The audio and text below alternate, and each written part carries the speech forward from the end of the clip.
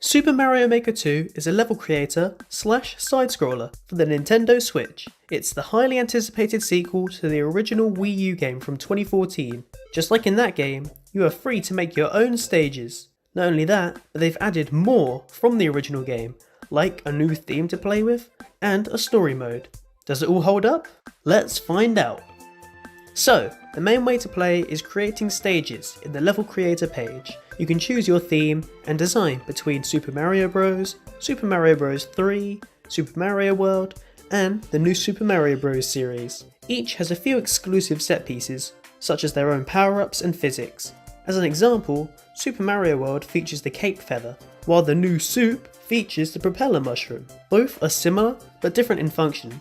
A major letdown here is the fact that you can only use these power-ups in their one game style. This is probably asking too much from, Nintendo, but I think all power-ups should be usable in all game modes. I mean, all it would take is a new 3D model for the new Soup, and a few new sprites from the older games. It would be so cool to see the propeller mushroom in Super Mario Bros 3, or perhaps Cat Mario in Mario World. And speaking of cats, there is a new game style here, never seen before in any Mario game. Sort of. It's based on Super Mario 3D World, however, this time it's a side-scroller. In this one, you can climb trees, drive a car, and fight furry Bowser, just like in the original, but in a different dimension. So that's pretty cool, you can mess around with it. However, one thing I don't like is that you can't convert it to any other style, just like the power-ups.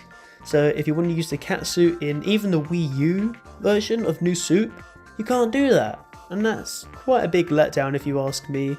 As I stated previously, there is a new story mode, and if you're expecting a novel or something, prepare to be disappointed. Remember, this is a Mario game here. The plots aren't very in-depth.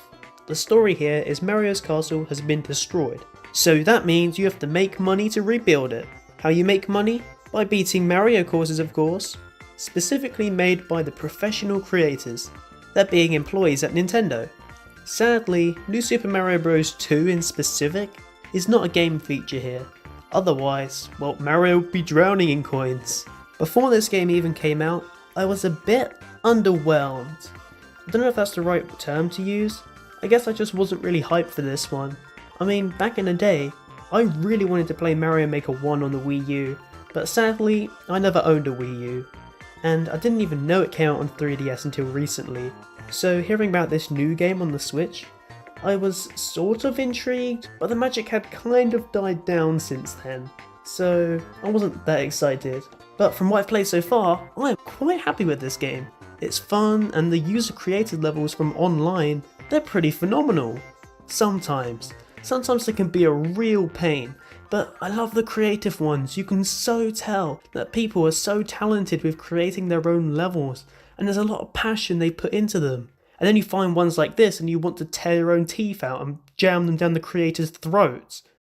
If there was anything I was so excited for with this game, it's the soundtrack. They brought back the original sound designer from the original Mario games to compose new songs using the old game styles. That means new NES Mario songs on the Switch, instead of just using the same boring level themes like the 3 songs from that game. So this was amazing! And the music actually sounds like it came from those games.